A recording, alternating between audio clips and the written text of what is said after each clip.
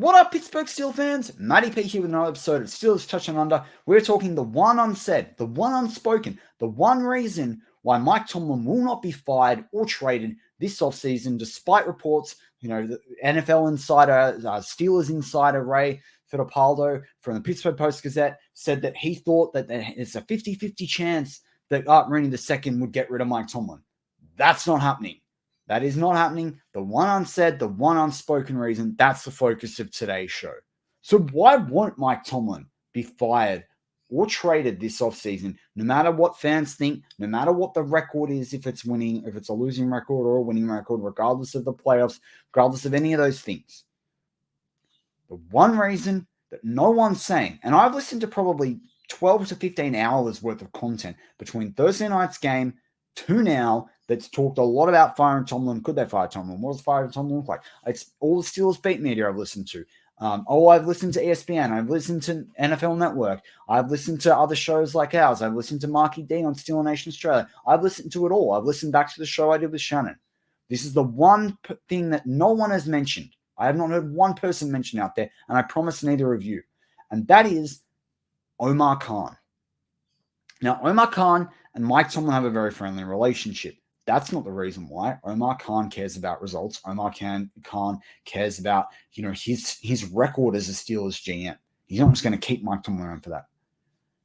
But this last offseason was his first year without Kevin Colbert. His first year. First year with Andy Weidel, who wanted a GM role. First year without Brandon Hunt and a complete change to the scouting department, which a lot of people probably think is warranted. It probably explains with all the young talent why we let Brandon Hunt go. That's all great with Sheldon White and crew. But he ain't upending in his first two seasons a head coach like Mike Tomlin that's been there almost 20 years and never had a losing season. There's too much risk.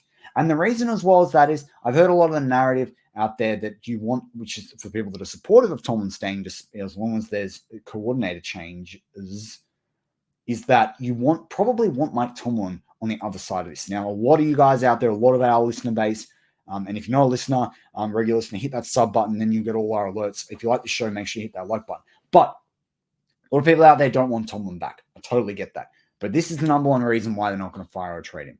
Perhaps the end of next year, if they don't want to do this, then they can go and do that. They would probably, if they really wanted to trade him, have to re-sign him to a 1-year prove-it deal and then trade him. Or if let's say next season doesn't start out well, you trade him halfway through the season. Another team will re-sign. Another team won't care.